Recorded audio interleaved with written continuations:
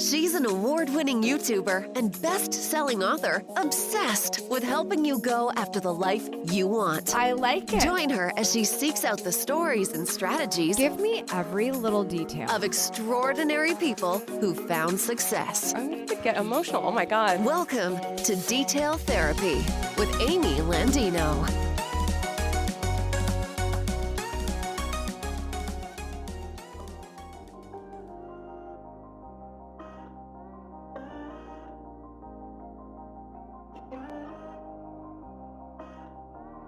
Good morning, good life. Welcome back to Detail Therapy. I'm coming to you live from my new home in South Florida. It's been a journey. I know those of you who listen to this show are used to a very specific schedule of podcasts. I appreciate you hanging with me because these podcasts are so much more fun for me when I get to sit down and just say what's on my mind. But I promise that's going to be happening a lot more often now that my moving journey has finally kind of come to a close. You rock. If you are behind on everything I'm talking about and you're like, what are you even saying, Amy? You might want to check out youtube.com/AmyTV to get the full update of what's happening in my life. More details about that to come. But that is not why we're here right now. That is not why you're listening at this moment. In this episode of Detail Therapy, we're going to get into the details about busyness, not business, busyness. What is it about being busy that's just so easy to fall into? And how do we prevent it? And maybe rethink what it actually is and how we can be motivated differently. That's what I want to chat with you about today. I have some thoughts I'm going to share with you. But if you're new to the show, hello. My name is Amy Landino. I will be your host. I am your productive lifestyle and success coach. I'm founder of Gatlu House, a resource dedicated to helping you go after the life you want. That's GATLUW. Check it out. You can see all of our work, including the show notes for this podcast, by visiting detailtherapy.online in your browser. You can also, in your podcast player, just do a little swipe up and check out the quick notes there as well. We try to make those as simple and easy and awesome as possible for you so that you can dig into whatever details that we're getting into. So this topic of busy came up because I was, coming up with a little thought I wanted to share on the gram. And what it really comes down to is something I posted here. It says, those who are busy with everything choose to master nothing. Just sit in that for a second. You know how it's like, yeah, Amy, you're right. Yeah, that's true. Or at least a part of you is saying like, I think that could definitely be a thing. I think if I was less busy, I would be mastering something. I would absolutely be crushing it. I wouldn't feel stretched so thin everywhere. But isn't it also kind of frustrating to hear? Because you're like, cool. How exactly do I get to a point where I am not this busy anymore? How do you make the thing stop? And then if we make the thing stop, what happens? Because I kind of like the safety that an object in motion stays in motion. And when I'm in motion, I feel like I have some kind of purpose. I don't know if I'm getting fulfillment anywhere, but at least I have some kind of a purpose. And I'm afraid to feel the feels if the machine stops.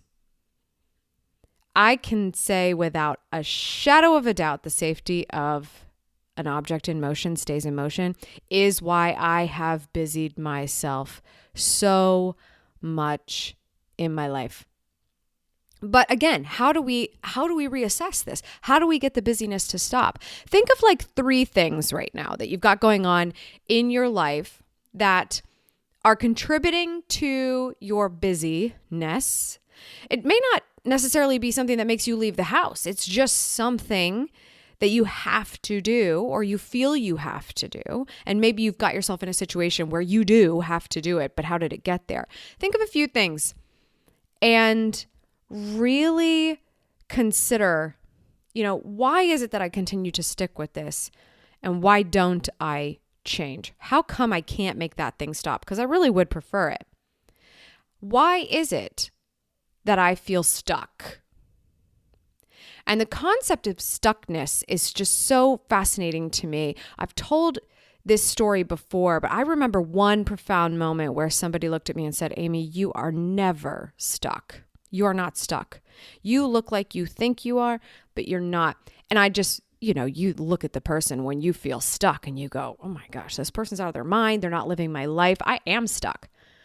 But we're usually just stuck in this mentality and nothing else is actually stuck. It's just the mentality that we've got this box around us, but the box has been self-inflicted. How do we let that happen? How do we let it seem like we have nowhere to go when in all actuality, our back is against the wall, but there are directions in the opposite that we can choose? What I've come to realize is, and I certainly think this has affected so many of us in the last 18 months, just with the changing landscape of the world. What I've finally realized is, why are we busy? Because we have nothing to look forward to. Maybe you do. Maybe you're listening to this and going, no, I do. I have something to look forward to. But there was a little while where it kind of felt like we were literally stuck, right? You got to stay home. You've got to conduct yourself in this way. You have to do these things. And that stuck feeling and that box feeling has become so consuming that we actually really forget what is still within our power, and that there is always an end to the season that you're in. And that means there is something to look forward to. When we get so busy, it is because we wait to feel the safety that we need. And every day we find it in that object in motion. But then we forget that all of these things that we're checking the box on, everything was supposed to contribute to that moment of relief, to that moment of excitement. I'm chugging away at this because of that goal coming to fruition. I'm doing this so that I can check out at the end of the night and spend that time with my family. We got lost because we forgot what we had to look forward to. You can't live a life you want if it is filled with nothingness action. All of these things you're doing because you've told yourself you have to. All these things you're doing because the world told you you have to. And there is a balance there to strike. And in some situations, you know what? We do need to do things we don't want to do. That's life. Pay taxes, do the things that we didn't necessarily sign up for, but we support others around us, and so therefore we show up for them. There are going to be things we don't want to do.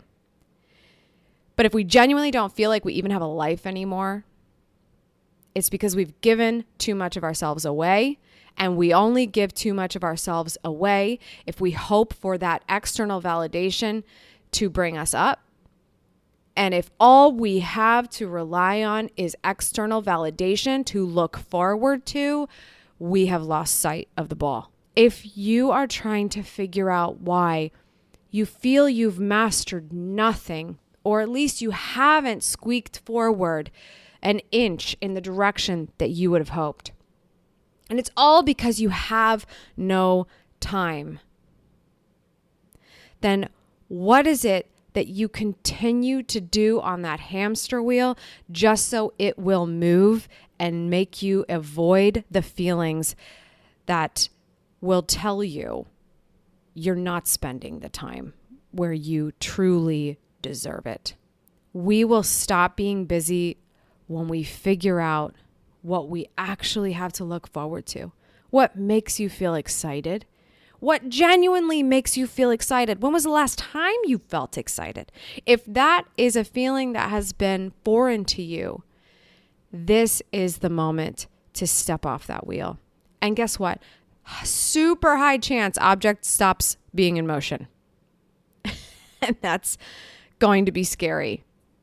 I stopped an my object, myself, my body, my everything, my mind. I took it off of a very safe hamster wheel at the beginning of the year. But was that thing doing me any favors? If there's something I've learned about myself in this time, as we're reflecting so much about who we are, what our values are, what our goals are, what we truly want with our time during this human experience, it's that, you know what, it's scary to slow down, but you find out very, very quickly what's important to you when you do. And if you don't do anything about it, it's 100% on you. 100%. You can blame everybody. You can blame anybody you want. Is it making you feel better? That's just another object in motion. Stop the blame machine too. And just ask yourself, how is this on me? Not to drag yourself through the mud, but to see the vision for what is bigger and better for you. What excites you? Don't tell yourself to figure out how to do it yet. Just feel what that would feel like and how excited you would be. Let the vision drive you forward every day so that when the busy tasks come along, you pick the ones that contribute to that potential feeling actually happening in real life. P.S. You can choose that feeling every day. You can choose to wake up and feel the feels of that exciting moment happening every day. If you visualize it, if you really allow yourself to soak in that moment, whether it happened or not, that's real visualization, right? Allowing yourself to feel the positive effects of that. You can choose that emotion every day. A lot of us don't. A lot of us choose to wake up and be really terrible people. And we think we have the absolute right to be those terrible people because life just sucks right now. Things are different. Things aren't as easy. Everything's changing. I don't want that. But I'm going to keep going and doing and just chip away at the busyness because I'm afraid if I stop, then everything will get worse. Wow. Yeah. What's there to look forward to? Fix that.